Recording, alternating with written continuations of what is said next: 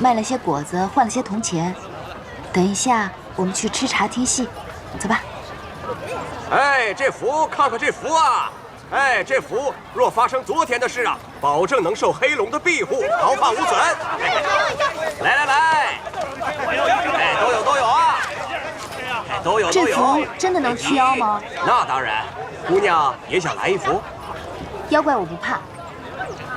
一个姑娘家竟有如此胆量，居然不怕妖怪。快喽！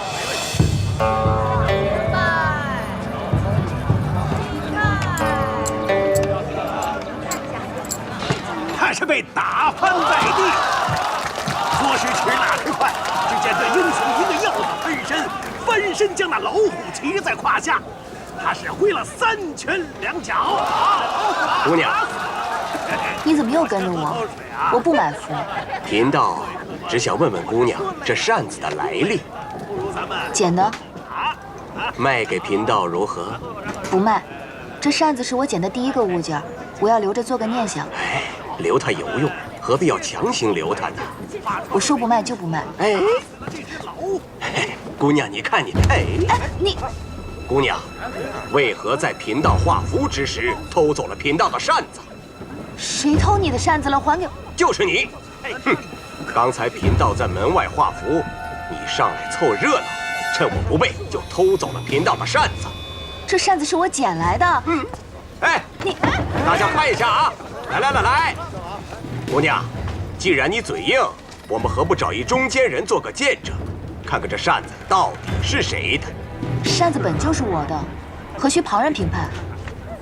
如若这扇子真是姑娘的，那你知道这上面画的是什么？又是何人题的字？是，有道理。我之前并未仔细看过。你当然不知道，哪怕你知道了，你也不知道这扇子的来历。这可是我祖师爷传下来的，传到我这里已经好几代了。嘿，此扇画的是仙山昆仑图，此扇乃仙家法器，玉清昆仑扇。玉清昆仑扇。嘿嘿，姑娘还有何话可说？来，这位公子看看贫道说的可有假？的确是一把宝扇，道长所言极是啊。是。贫道只想寻回祖师爷的宝物，并非想与姑娘纠缠。你还是快走吧。这扇子并非你的东西。这么多人，这么多双眼睛看着，难道我能颠倒黑白，冤枉你不成？这明明是我在俊极山捡过来的。俊极山不是早就没人去的荒山了吗？是啊，姑娘说话真是越来越离谱。你这扇子还给我！还你？哼，我没送你去见官，就已经便宜你了。道长这话怕是说反了吧？你又是何人？此扇是我一位故友的，并非什么祖师爷的宝物，所以我更愿意相信这位姑娘所说的话。胡说八道！我就问道长一句话，这扇你可会用？这既是宝扇，怎能随便用？哦，道长这就害怕了吗？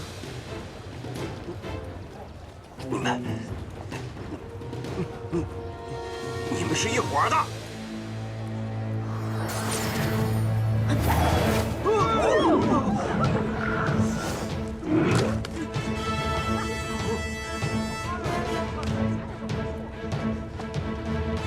此扇是个呼风唤雨的法器。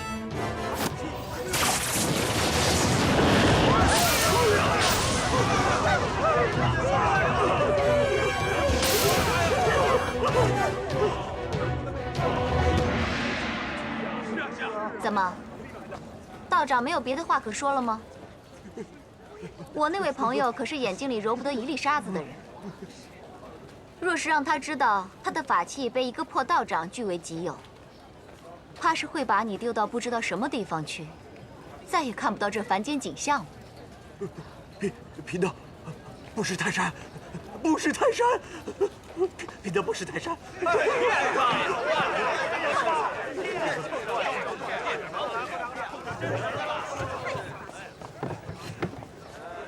姑娘，请收好此扇，勿要在人前招摇。此扇确实是个法器，可能会引来不少祸事。真的吗？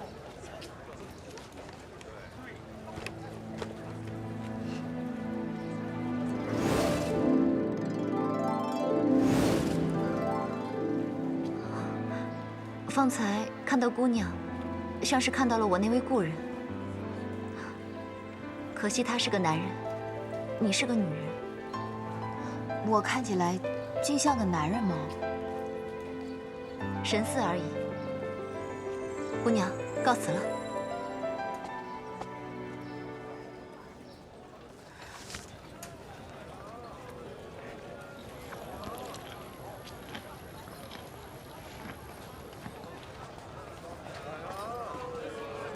姑娘，公主殿下，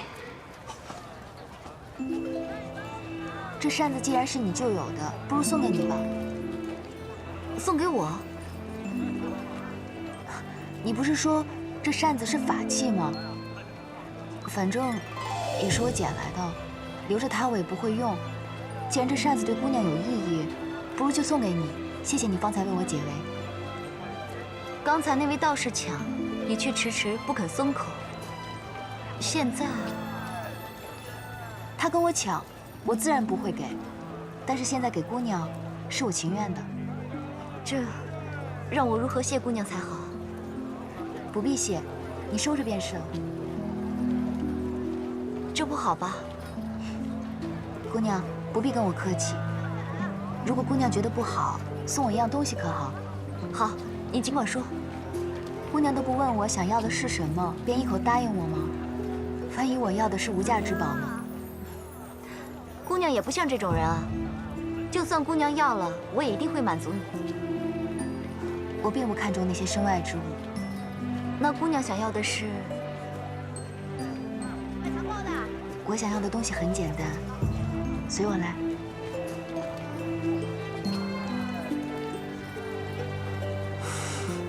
殿下怎么会跟这个凡女人似的？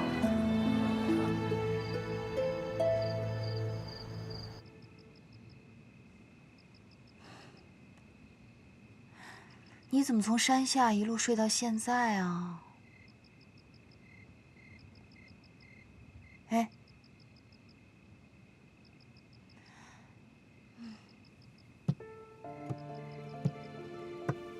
现在才9月，你就已经冬眠了吗？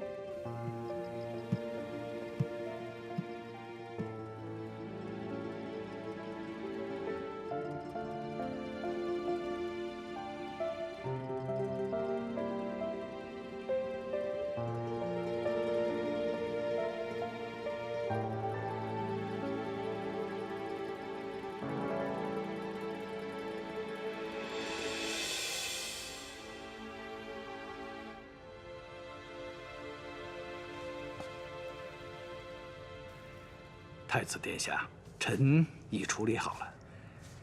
只是臣发现，太子手腕上的伤并非是红莲叶火所伤，而是东荒特有的腐肉草所致啊。是本君不小心碰到的，先退下吧。是。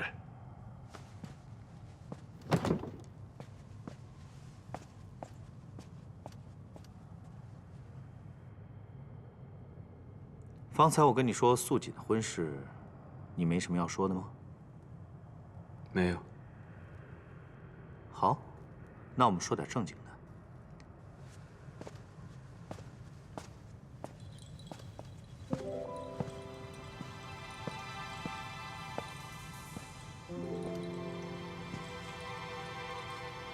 今日的奏折我都帮你看了，长海鲛人族一直是父君的心病，方才又提起了我。长海水军胆小怕事，并不擅长用兵，恐怕最后还要你亲自带兵平乱。我料到，我已有出兵的准备。不错，鲛人族的头领曾是擎苍的心腹，又不满这一任离境义军的管制，不早日除去，始终是个祸患。而且还有一点，梨苑的母后就出自这一族。幸好当年天君听了东华帝君的话，扶离境上了位。如果让梨苑继位，恐怕今日会更麻烦。就算当年是梨渊上位，也不过如此。擎苍那2个儿子，都不是什么君王之才。自然是比不上你，一出生就是储君，也从未让我们失望过。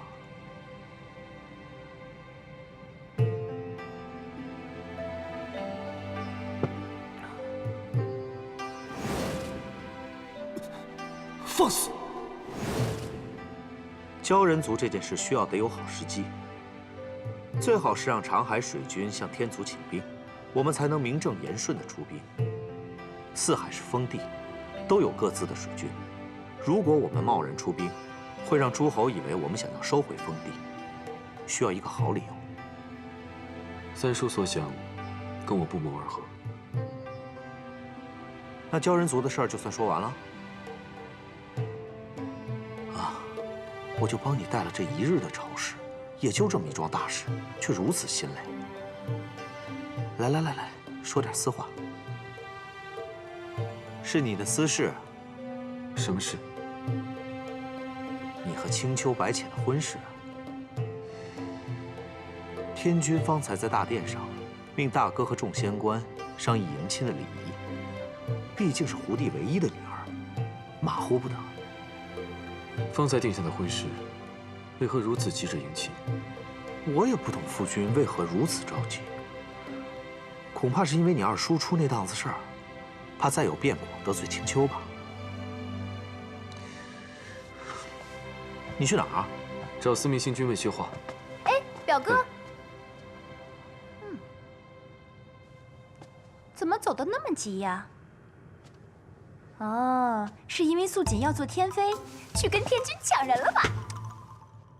这种话你也敢说，真是越来越不像话了啊！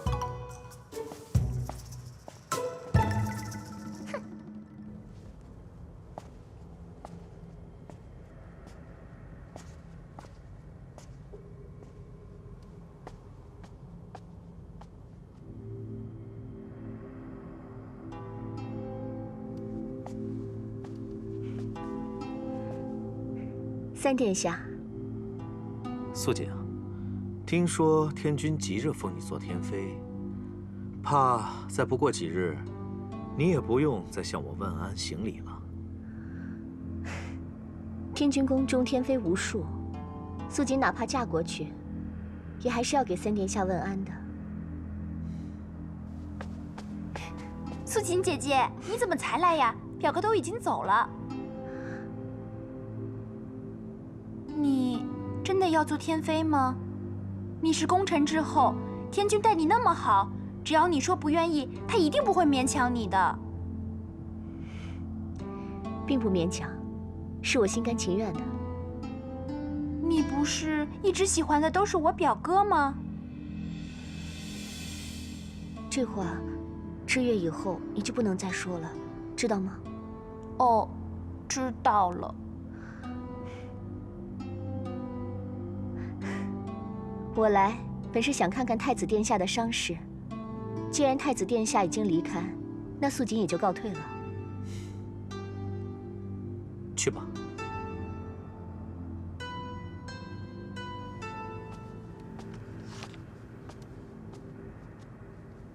反正我是除了帝君谁也看不上，以后谁也别想逼我嫁给别人。你呀，就别惦记帝君了。这九重天上，你惦记谁都可以，你夜华表哥也能给你做主，唯独东华帝君绝对不可以。不行就不行，你还加个绝对，吓唬我啊？你是不懂，也不需要懂。反正你记住了我的话，东华帝君绝对不用惦记。他那个人，纵使你有千百柔情，也换不回半点回馈。他又不是块石头，我对他好，他能不知道吗？他还真就是块石头。你看过天族的史籍吗？他最初是不知道从哪儿冒出来的神仙，连父神都不知道他的来历，所以他还真有可能是石头里蹦出来的。哼，你就吓唬我吧。哦，我知道了，你就是怕我真的嫁给帝君以后，按辈分你就要给我行礼。哎呀，华他表妹，我怕了你了，我真是怕了你了。哎，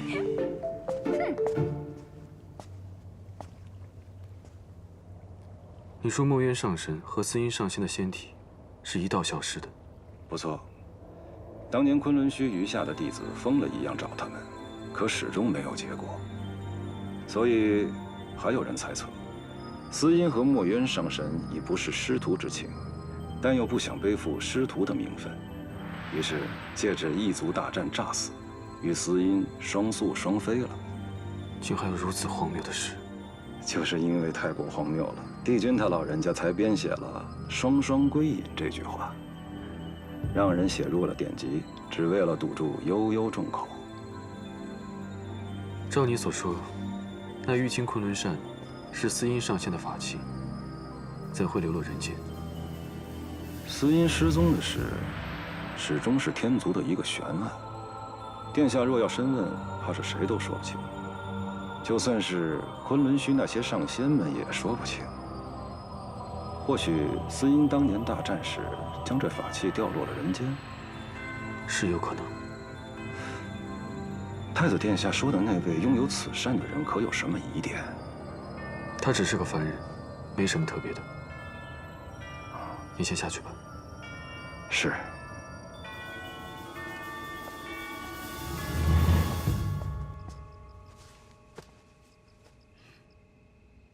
喂，你都睡了7、8天了，还不醒过来？嗯，这还没到冬天呢，你怎么就冬眠了呀？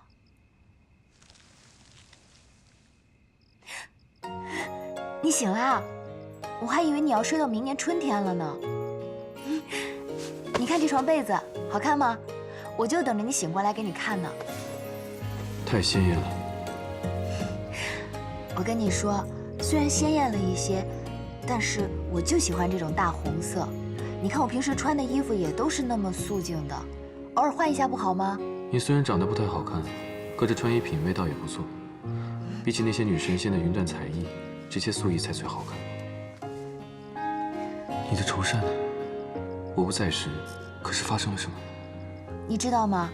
虽然现在是9月，还不是特别冷，但是我听说喂，蛇之所以你不要再拖了，就是因为怕你一个未出阁的姑娘，所以在我面前宽衣解带，成何体统？好心的姑娘给了我这床被子，我们一起盖上就不冷了。来，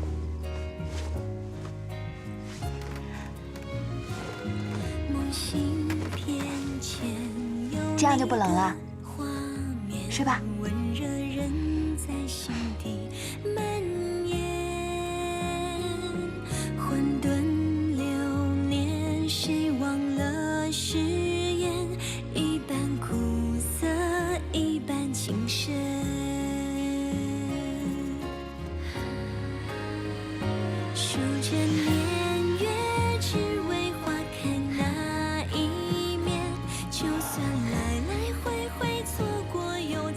玉清昆仑扇是个厉害的法器，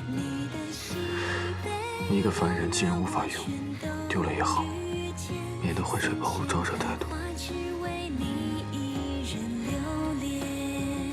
数千年月，只为花开那一面。就算来来回回错过又擦肩，你的喜悲有了我全都遇见。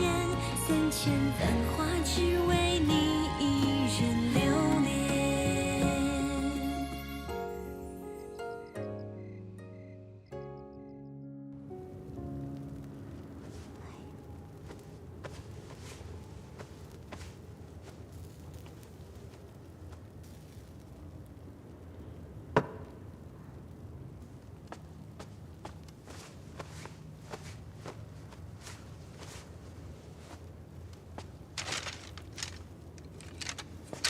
小殿下在找什么？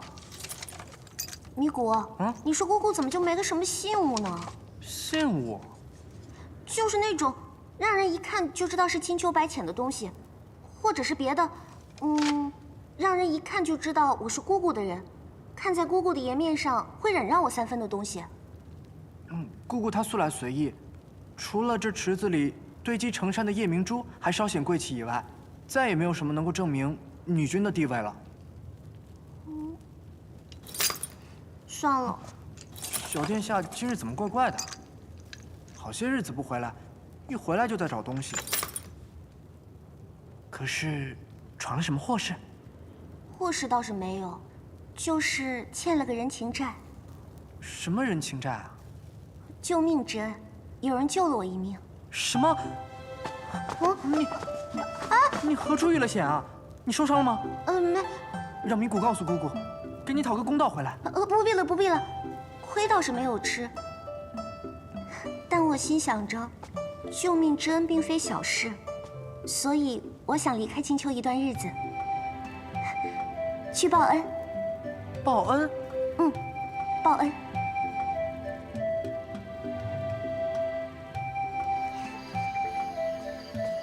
小殿下，就这样走了？胡弟和四叔他们都来了。我当然要现在走了，如果让他们知道的话，那岂不天下大乱了？米谷，你千万不要说漏嘴啊！你就跟他们说我是外出游历去了，过几年我自然……几年？小点声啊你！这个你拿好了，这是姑姑给的要紧的东西，记得一定要交给他们。我走了。哎，也不知道东华帝君是个什么样的人。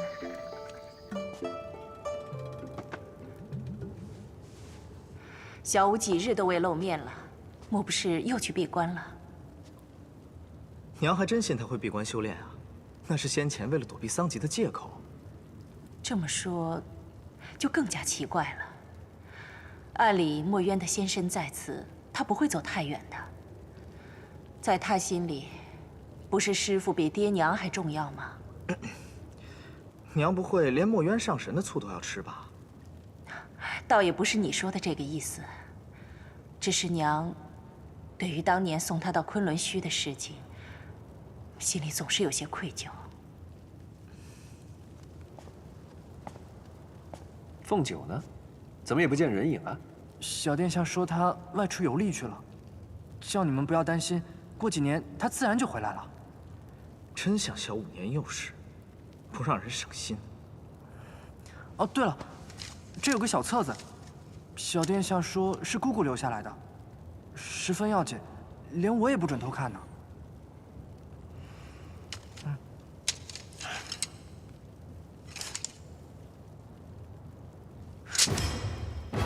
坏了！怎么了？这册子上不但写着封印东皇钟的术法，还清楚地写着这东皇钟每7万年就会解封一次。算算日子，恰好是小五离开桃林的后一日。哲言，你是什么意思？说说清楚。也就是说，小五一定去封印东皇钟了。什么？难怪小五失踪前还曾问过我，若是擎苍没有被封印，这天下会如何？你们的意思是说，他知道东皇钟会解封，所以独自去封印擎苍了，所以才会失踪的。小五的个性我们是最了解的，有仇必报，更何况他是墨渊的弟子，绝对不会让擎苍破钟而出，危害天下。他一定是去了弱水。他留下册子的意思是，倘若他灰飞烟灭，这封印东皇钟的法术不至于失传。7万年之后还会有人再去。他这是准备去赴死。赴死？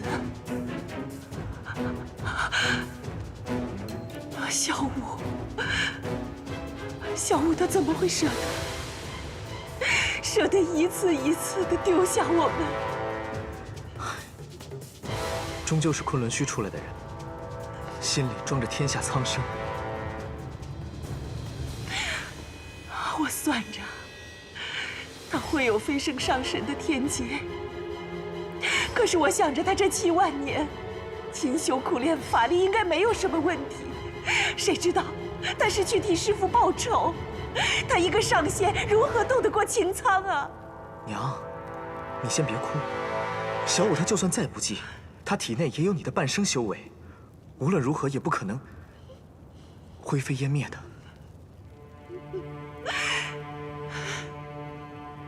小五是我败家唯一的女儿，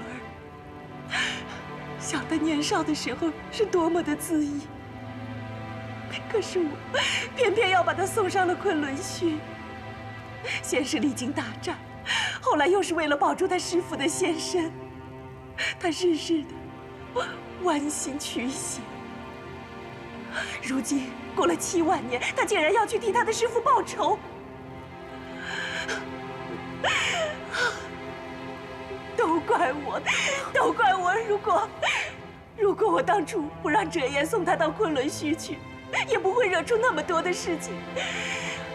都是娘不好。当初是我带上小舞去昆仑虚的。如你这么说的话，恐怕我也脱不了干系。啊，折颜啊，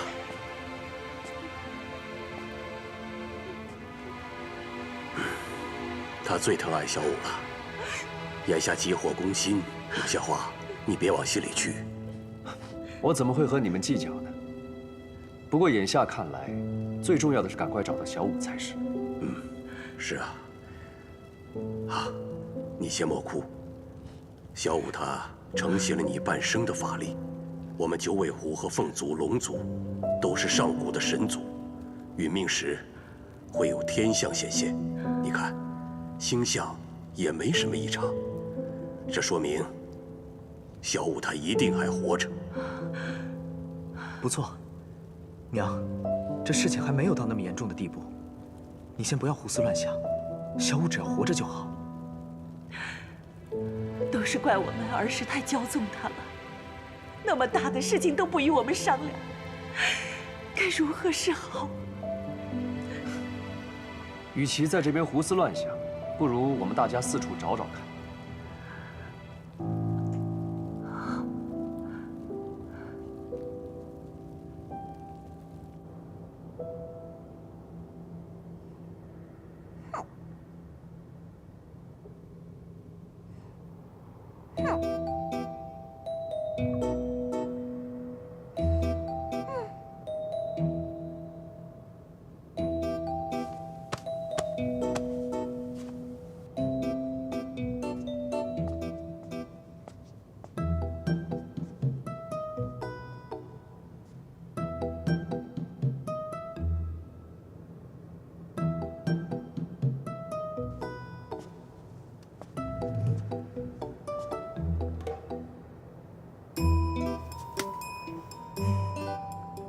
小美人儿，为何可怜巴巴地坐在此处啊？可是被谁欺负了？你是女儿身吧？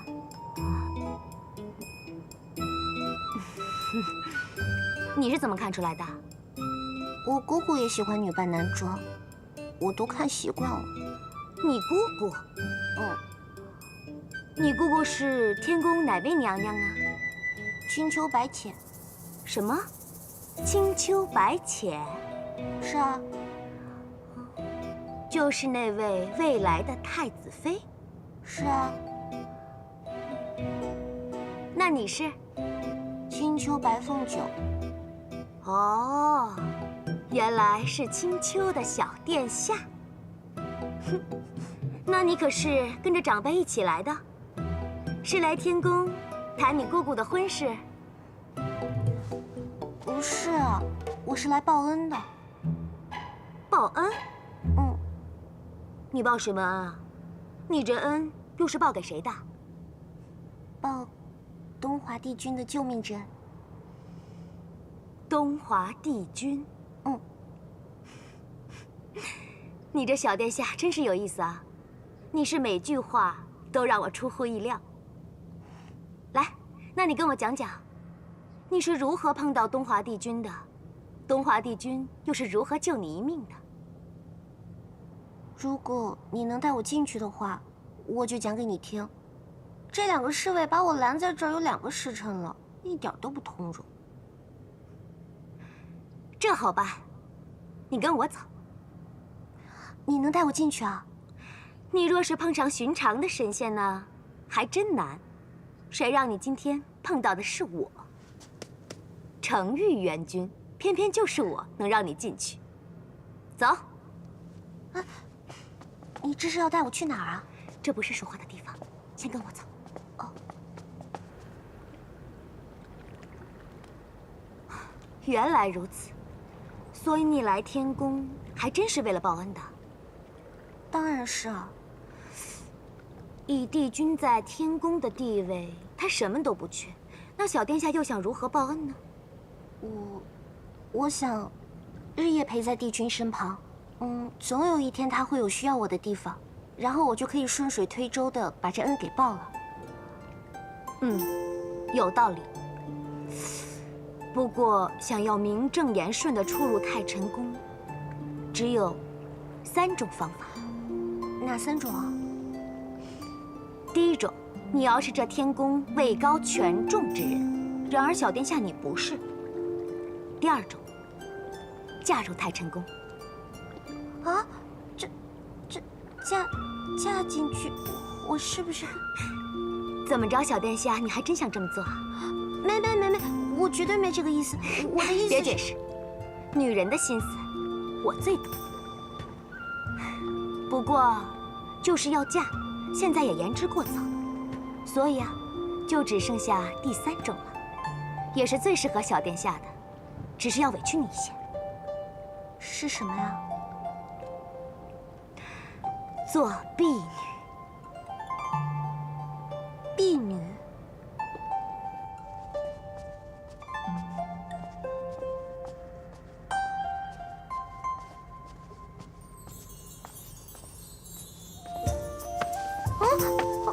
小殿下，你干什么呀？入宫啊！这可是太晨宫。对啊，我知道啊。啊，你放心，虽然我习惯迷路，但我却认得那牌匾。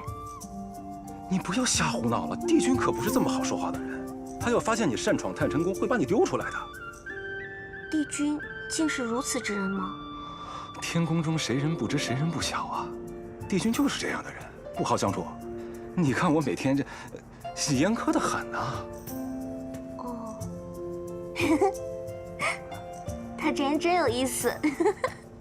小殿下才有意思吧？我不能与你多说了，我可是买通那位仙君，才有机会进入太晨宫，可不能浪费了。我问你，这天上哪位仙君有如此之胆量？我告诉你，你可不许跟旁人说。小殿下放心，我们算是知己。程昱元君。啊，你还真会挑人呢。现在天上恐怕也只有程昱肯帮你了。为何这样说啊？我是看她生得漂亮，觉得她是好人，所以我才求她的。你这是以貌取人。程昱元君呢，是从凡界收上来的神仙，同时也是3殿下的心上人。连宋，天君的3儿子。果然背靠大树好乘凉。哎呀，小殿下是个明白人。那是自然。哦，我真的不能与你多说了，你常来看我，我还需要你帮忙呢。小殿下，小殿下。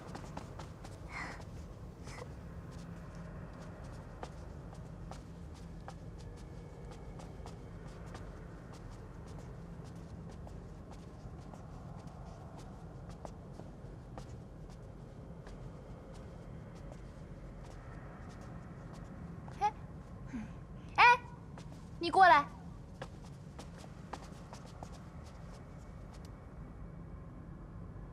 那个仙娥是新来的？回公主殿下，这批都是今日新来的。帝君宫里怎么总是有新人？还是表哥好，身边常跟着的就是天舒和佳云，还都是男的。这批新来的都是最低级的，负责一些杂事，进不了帝君的身。告诉挑选仙娥的人，以后太过好看的不许选入太晨宫，会扰乱宫中秩序。是。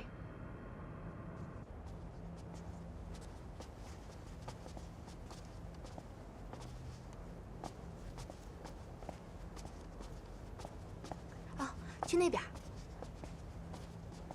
你就是那儿吧？那个仙娥触犯了太晨宫的宫规，刚被丢到下阶。这个也不错啊。怎么？没什么。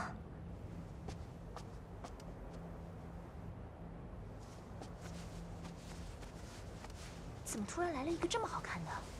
听说是刚刚安插进来的，一定又是见了帝君魂不守舍，非要进来。想一步登天的，也不先打听打听，太晨宫每个月都有几个人要被丢到下界去。哼！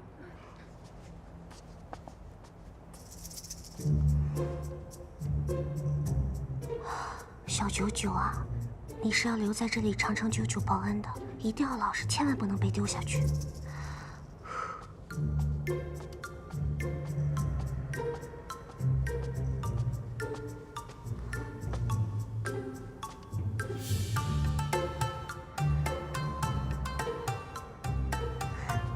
站住！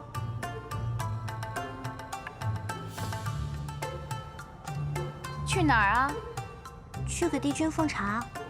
谁让你去的？还要谁让我去吗？你以为帝君是什么人？她可是昔日四海八荒众神敬仰的天地共主，如今虽是将地位让给了天君，可也是连天君连太子夜华见了都要礼让的人。你一个刚入太晨宫的小仙娥，就想进书房给她奉茶，你还懂不懂规矩？我以前住的地方没那么多规矩的。你是被人从下界哪个山沟里提上来的？青丘附近的山头。青丘？嗯。天族和青丘的交界之地？嗯。都说青丘荒蛮，不懂什么规矩，难怪。青丘荒蛮？难道不是吗？当然不是了。我们青丘只是民风比较淳朴，不像你们天族有那么多规矩，我们活得自由自在的。那就是不懂规矩。哎，我做什么要跟你这小仙娥说这些？哎，你过来。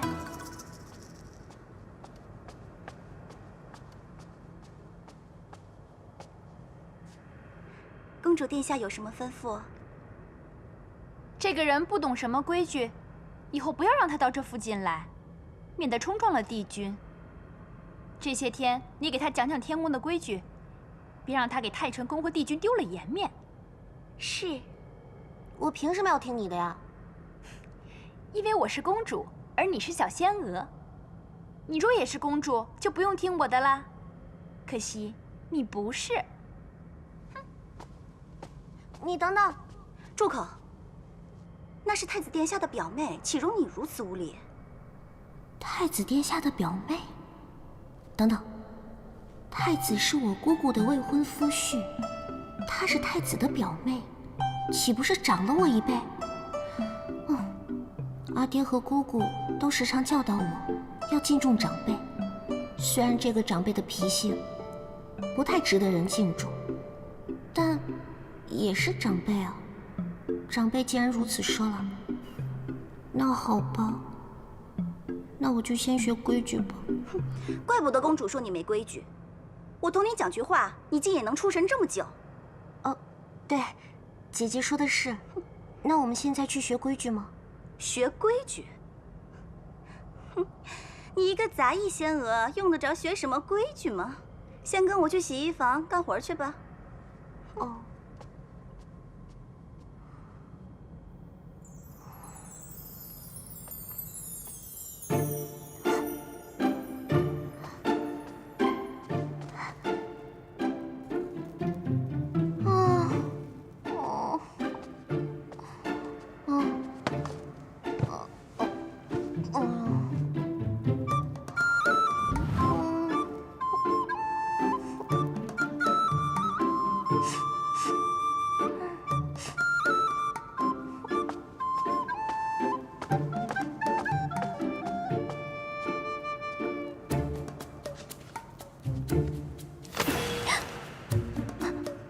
怎么样啊？今日可见到帝君了？你多帮我拍2下吧，我都快要酸死了。累成这样啊？累成这样我也没有见到帝君，反而见到了我姑姑那个未来夫婿的表妹。她让我多学点规矩，然后那些仙娥就趁机让我干粗活。你姑姑那个未来夫婿的表妹？那不就是知月那个小丫头吗？切，她呀也是古灵精怪的很。怎么，你被他刁难了？什么小丫头啊，她比我还长1倍。若按你这么说，那在我和三殿下那段前尘往事里，我岂不是又长了知月1个辈分？那你岂不是要换我婆婆了？所以呀，你如此当真做什么？你也不想想，若论辈分，那你姑姑和太子殿下也不是一辈人呢。神仙嘛，活得久了，这些就不太在意了。你呀，下次也不用怕他。别忘了，你也是个地基呀。对哦。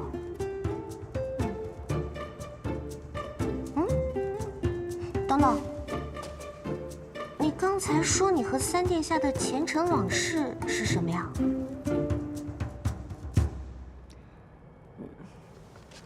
没什么，就是一顿前缘。前缘是什么呀？没什么，反正现在是各自安好，互不纠缠。哦，原来还可以如此啊！为何不能如此？我们青丘九尾狐一族认定一个人就是生生世世。啊？真的？那你姑姑还不是和二殿下退了婚后，和太子殿下定了亲事？那是因为我姑姑没有和二殿下见过面。我四叔说过，我们青丘九尾狐一族都是情路太过顺畅，所以以至于所有的情节都落在我姑姑一人身上。不过我四叔也说过，既然老天爷给了我姑姑那么一副好容颜，那情路波折些也是应当的，不然总不能所有的便宜都让她一人占去了吧？你这么一说呀，我倒真是盼着你姑姑早早嫁入天宫，看看这四海八荒第一美人是何等角色。我姑姑她长得可美了。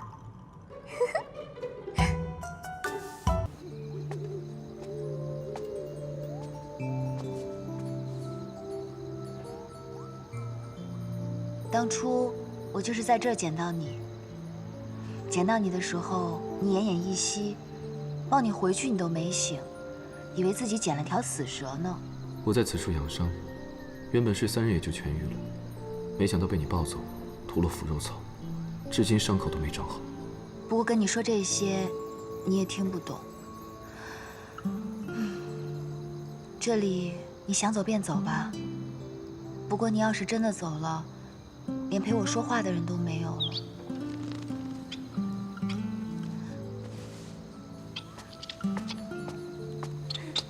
小翠鸟，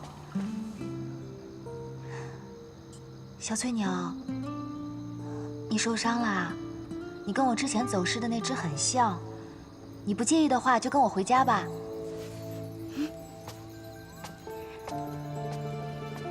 这只鸟很可怜，我先带它回去了。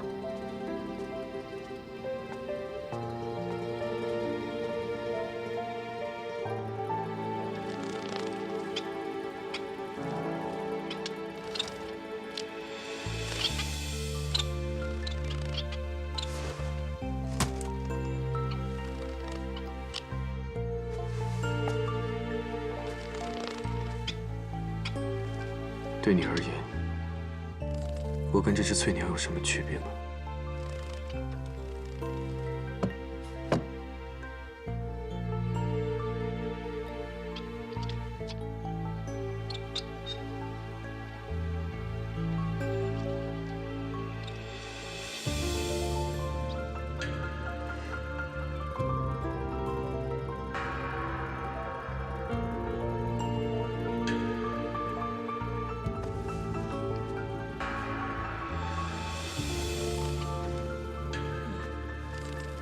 你一个未出阁的姑娘，却与天族太子同床共枕了3个月。我若是不娶你，怕也没人再敢碰你了。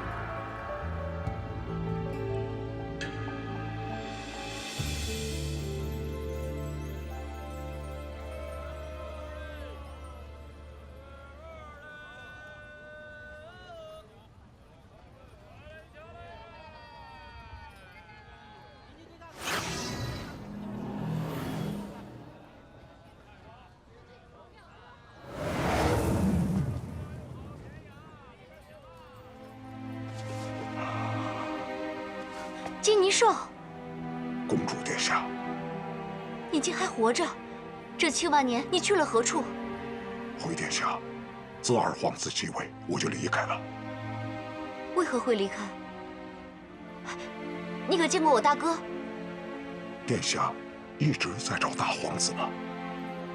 是啊，这些年我一直在寻找大哥的下落。你知道他在何处吗？二皇子从未对殿下讲过。讲过什么？这天下恐怕只有他最清楚，大皇子身在何处。此话何意？7万年前，就是义军亲自领兵叛变，将大皇子关入了极寒之狱。不可能！怎么不可能？我二哥绝不会这样做。倘若是大皇子亲手将义军生母杀死的呢？你说什么？大哥将二哥的生母杀死？殿下不要出声，有天族的味道。天族？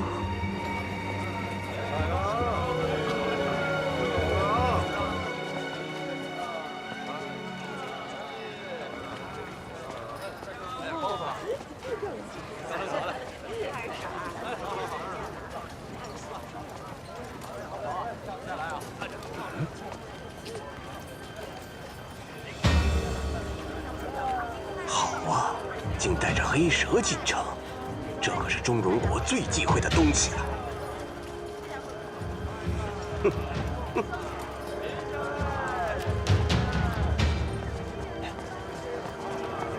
哎，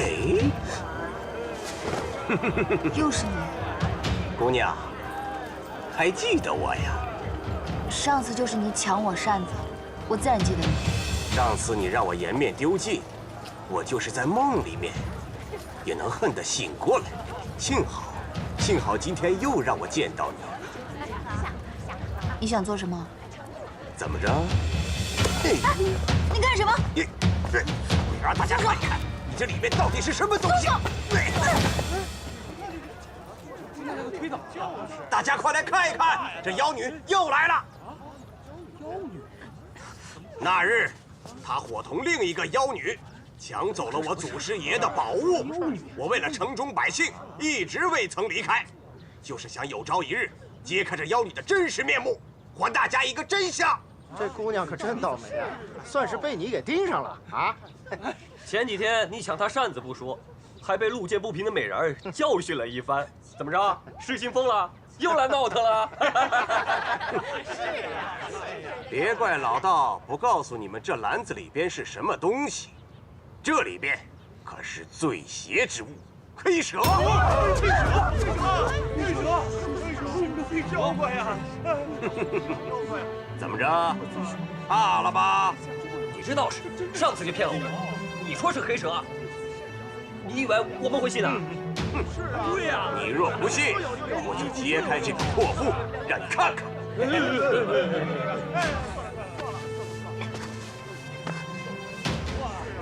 它只是一只小蛇，不会害人的。姑娘，听你这意思，篮子里真的有黑蛇啊？不错，但它并不是什么邪物。真有邪物啊！不要！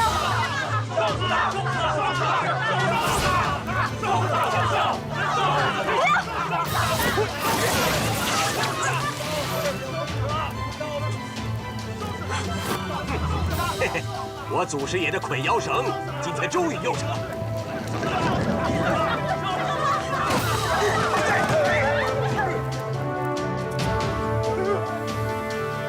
真的有黑蛇！真有啊！真有啊！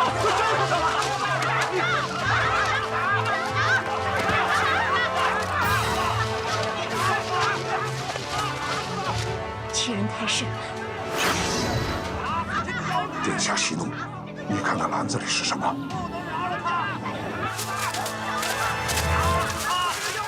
是龙。他带黑蛇进去。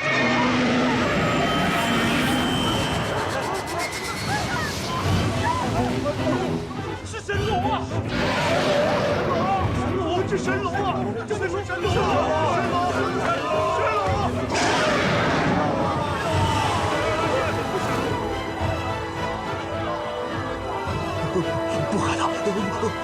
不可能！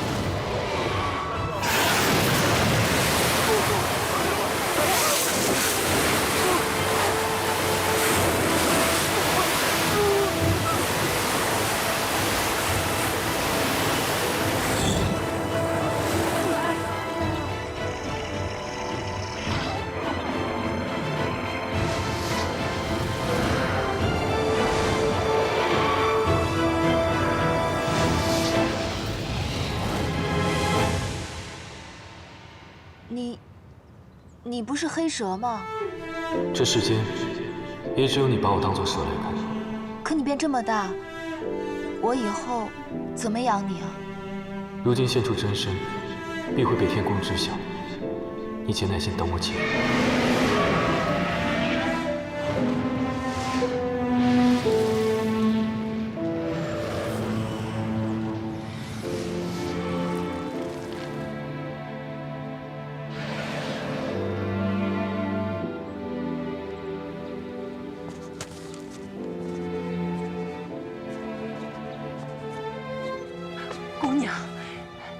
姑娘，这黑龙救过我与孙儿的命，婆婆没有什么好报答的。姑娘可否来家中吃顿便饭？不必了，婆婆，你的救命恩人是他，不是我。姑娘，方才是我们冤枉了你。对啊！姑娘，你一定要留下来啊！留下来，让我们弥补一下啊！不必了，太晚回去，天色就该暗了。哎，姑娘，你可不能如此就走了呀！是啊，姑娘，你这样走，我们会很愧疚的。姑娘，你留下吧，姑娘，你留下吧，姑娘，别走啊！刚才冤枉人家姑娘了。你方才说，是我大哥杀了二哥的生母。不错。此话是我亲耳听离镜所说，不会有错。大皇子当初失踪，难道公主就没有怀疑过？没有，我从未怀疑过我二哥。公主倘若不信，可与我去异界极寒之域，一看便知真相。没有二哥的兵符，谁都不可能接近那里的。不错，所以要公主殿下先偷出兵符，我们才有可能救出大皇子。偷？殿下，大皇子的性命就在你手中，偷又何妨？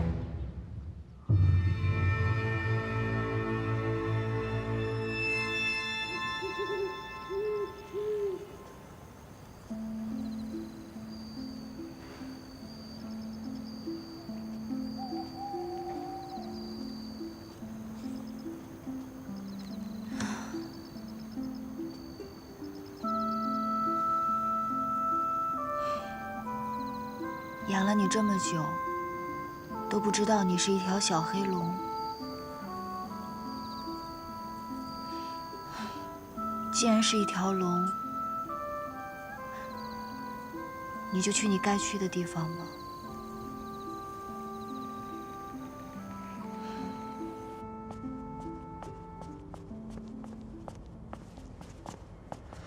不知太子殿下找小仙所为何事？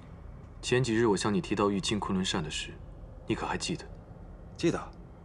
殿下不是说这扇子在一个凡人手里吗？不错，但我去凡间查看一番，发现那扇子又消失无踪了。你可能查到它的下落。但凡是天族的法器，与我们这些神仙是一样的，都不曾在典籍里出现。不过殿下若真是对这凡人有兴趣，小仙倒是可以为殿下翻看翻看这凡人的韵簿。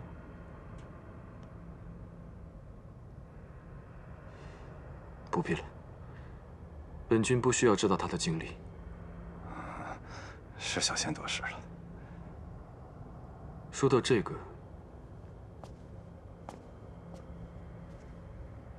我倒是想让你去凡间帮我办点事。殿下，请说。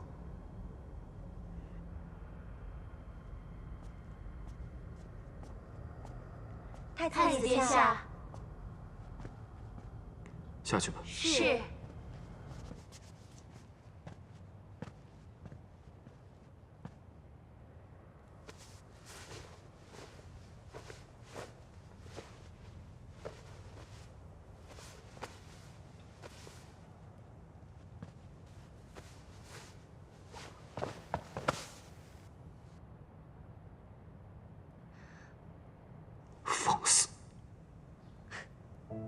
在这宫里，就你最喜欢凶我。天君已定了日子封你做侧妃，你不该再来这里。可我想，最后再侍奉你一次，不行吗？从你1万岁开始，我就日日陪着你读书，晨课晚课我都陪着你。你就不能成全我一次吗？退下。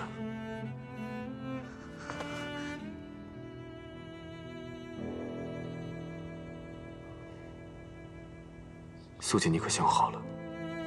若是你不退下，我换人来见你如此模样，在我殿中，你就算有1000万个理由，也做不了天妃了。你威胁我？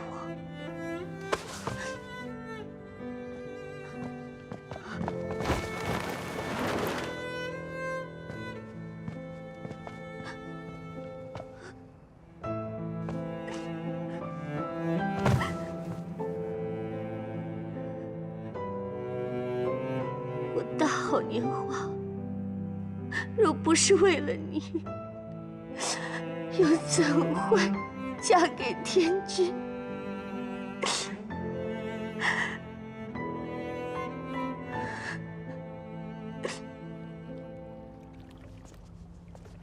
你是说你要和那个女子在一处？不错。你小子也有今天，知道女人是什么了？并不像三叔想的那样。她对我而言，就像是曾经丢了的什么东西，经历了千千万万，终于找寻到了。三叔，你可明白我说的是什么？当然明白。说了这么多，用3个字就够了。什么？动情了。与其说是动情，不如说是报恩吧。报恩？就你被赤炎金泥兽弄了那么点小伤，也值得你说报恩2个字啊？哎呀，不用不好意思啊。照你的话说，你们俩就是有缘呐。而且你在凡间和他同床共枕了几个月，虽然在天上也就几个时辰吧，不过也算是破天荒了。你往回想想，你活了几万年，多少宴席，多少女仙想与你多说一句话，你可曾给过机会？所以，若非动情，又怎么可能与他同床呢？好了，别再争了，情呢，动就动了，咱们继续说。说什么？你把三叔找来，不就是想问我，怎么样才可以让他喜欢你吗？不错。不过这凡间女子吧，我倒是没接触过。有句话说得好，自古美女爱俊郎，没有哪个妙龄女子不喜欢俏郎君的。你走到她面前一站，对她笑一个，保证她骨头都酥了。不屑用美男计啊！好，那换个别的。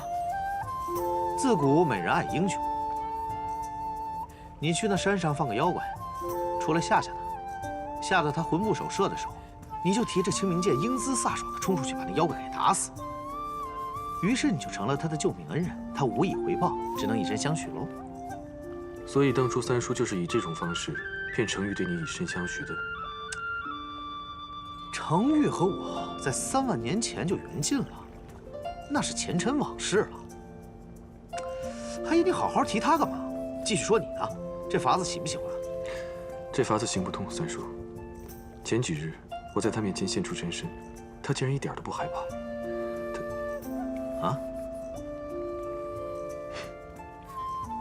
她并非一般的女子。哎，美人计你又瞧不上，英雄计又行不通。哎，那不如反过来，用个骨肉计怎么样？三叔，喜欢这个？唯独这个，还勉强能用。多谢三叔。哎，三叔提醒你一句，你给那个俊吉山做个仙帐，将它层层罩起来，避开天上的耳目，否则你一天族太子住在东荒，迟早有一天会被人发现的。三叔放心吧，我上来之前已经做好仙帐了。哎，我还没说完呢。长这么帅，选什么苦肉计啊？不可能，不可能！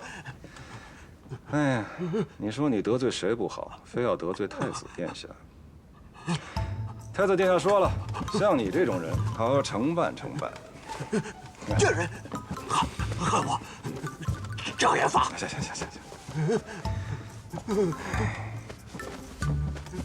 你这运铺我看了，坏事不少干啊。阳寿嘛，哟，阳寿就到今年。我大老远跑了一趟，得给你写点什么才好呢？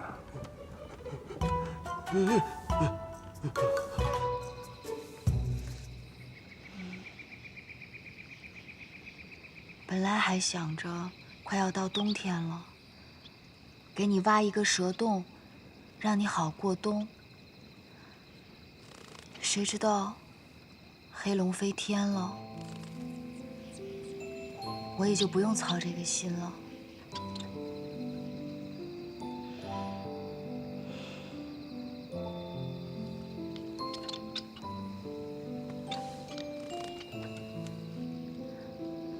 走吧。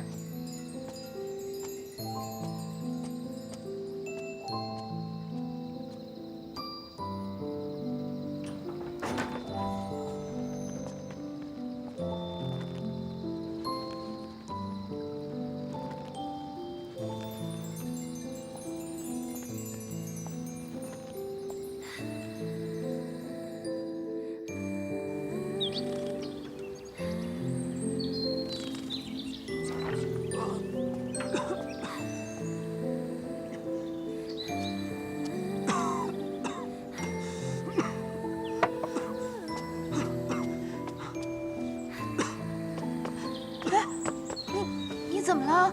你没事吧？啊！好多血！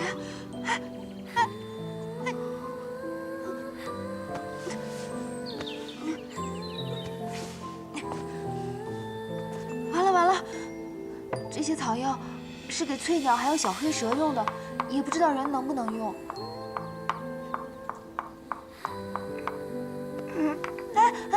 你不要动，不要动！你刚刚流了好多血，你没事吧？姑娘不必担心，只是小伤而已。你还小伤？你一直都在流血，你在这待一下，我药马上就弄好了。你等我一下。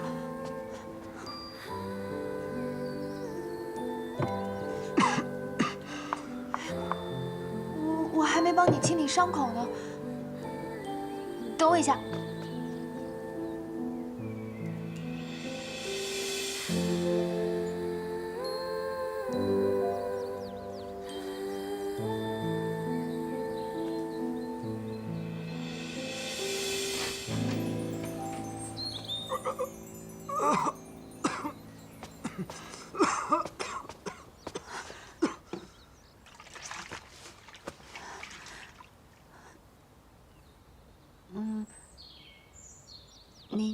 你方便自己脱衣服吗？不必劳烦姑娘。好了，我帮你吧。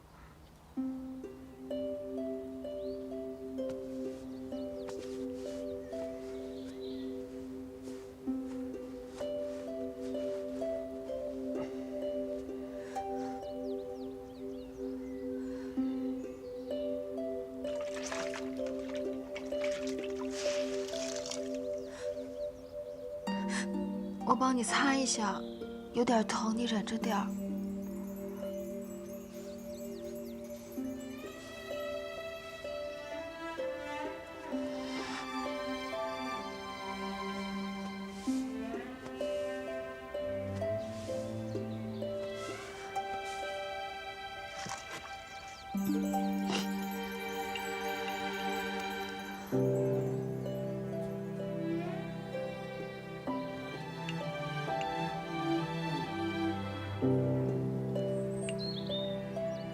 疼吗？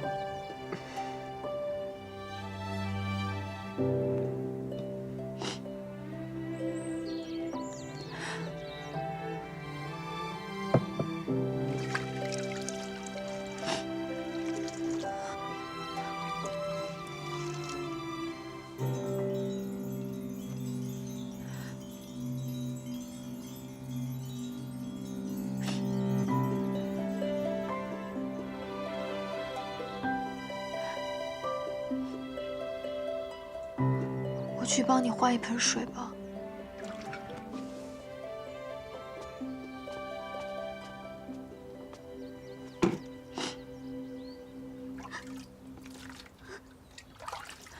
莫非我做的太过分了？他怎么哭成这样？我去给你请个大夫好吗？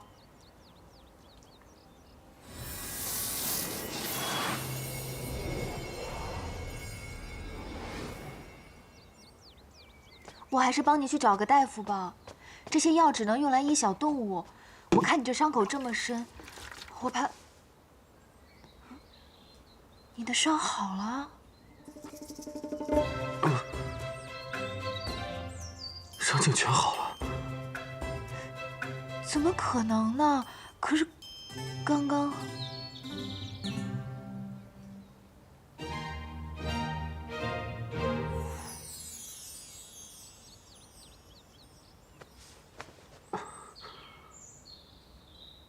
素闻东荒俊极山有奇草，是疗伤圣药。莫非姑娘给我用的就是这奇草？我草药是随便采来的，我也不知道它是不是奇草。那，你可还有内伤？姑娘说的对，内伤很重。为何会伤得如此重？是有仇家寻仇吗？路遇妖怪，就颤抖了一番。妖怪？这里有妖怪吗？姑娘不知这山上有很多妖怪。我在此住了数月，从未见过什么妖怪。那你这么难受，还是别说话了，先躺下吧。也好，多谢姑娘。我去帮你弄点吃的。好。